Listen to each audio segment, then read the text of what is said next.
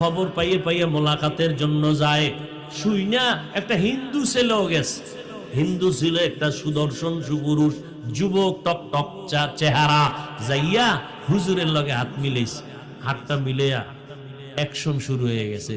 যুবক ছেলে অকপটে বলে ফেললো, হুজুর আমি কিন্তু সনাতন ধর্মের ছেলে।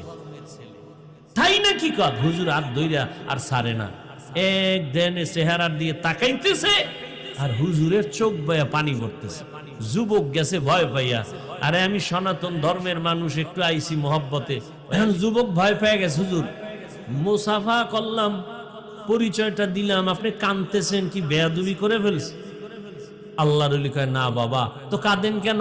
আল্লাহর কুদরত দেখে কাঁদি। কি কুদরত? তোমার এত সুন্দর চেহারা, আল্লাহ যে জাহান্নামে জ্বালাইবেন, একটু কি আল্লাহর মায়া লাগবেন? কাম সারছে, হৃদয়ের মধ্যে ইনজেকশন ঢুকে গেছে। যুবকের কলিজায় নাড়া দিছে। কইল কি? হুজুর হাত ছেড়ে দিছে, যাও বাবা। মেডিসিন একটা দিয়ে দিছে, যুবক চলে গেছে। বাড়ি আসার পরে আর ঘুম নাই, খাওন নাই। হুজুর কইল কি?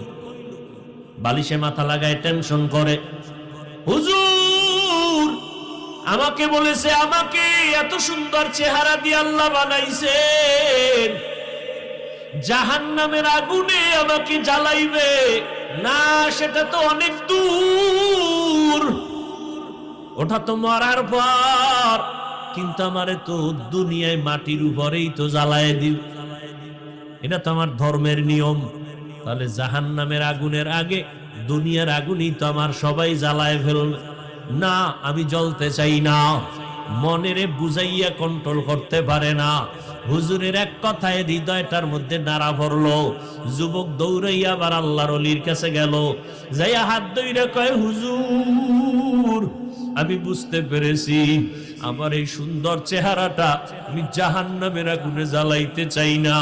আর জাহান্নামের আগুন অনেক পরের কথা, দুনিয়াতেই তো মরিয়া গেলাম গো, ধর্মে আগুন দিয়া জ্বালায় দেয়, আমি এই আগুনে জ্বলতে চাই না।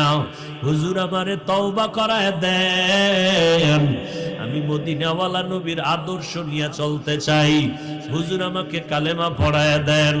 ও আল্লাহর বান্দারা, ও যুবক,